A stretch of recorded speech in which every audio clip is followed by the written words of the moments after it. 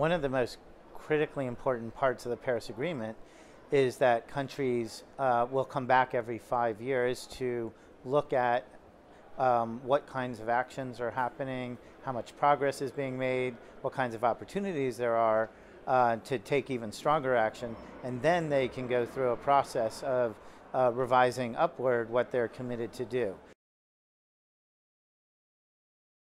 We know that the nationally determined contributions, as they're called, the NDCs, or the national commitments that countries brought to Paris, are not enough. That in order to keep temperature rise well below 2 degrees Celsius, or to 1.5 degrees Celsius, which is also a target noted in the agreement, we need to do a lot more than what countries brought to Paris. Right now, given those commitments, we're on a path to about 2.7 degrees to 3.7 degrees temperature rise, according to the best estimates. So it's very clear that more action is needed.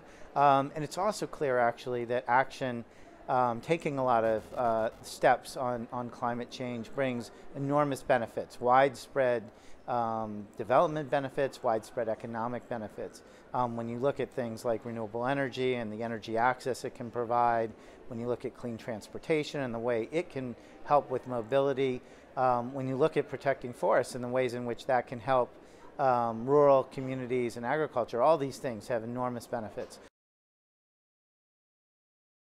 What it starts with is something called the global stocktake. The global stocktake is that process.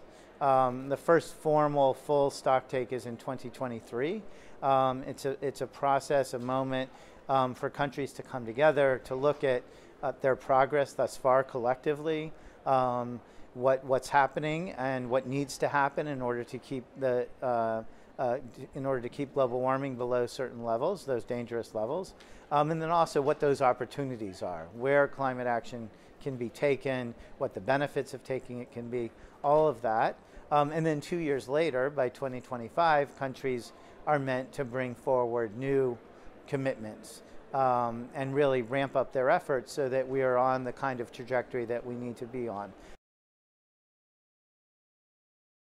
Well, it's clear that the aim and the intent of the agreement is to increase. And for coming back every 5 years, it's clear that the purpose is, in fact, to raise the level of ambition, to strengthen action, because everyone understood in Paris that we weren't yet where we needed to be. There aren't sanctions in the Paris Agreement. There is a process to facilitate implementation and promote compliance, and that system still has to be built up. There's still rules that have to be developed for that, a process for that. There's a committee that will be at the heart of doing that. But at the end of the day, there's not some police force that's going to come in.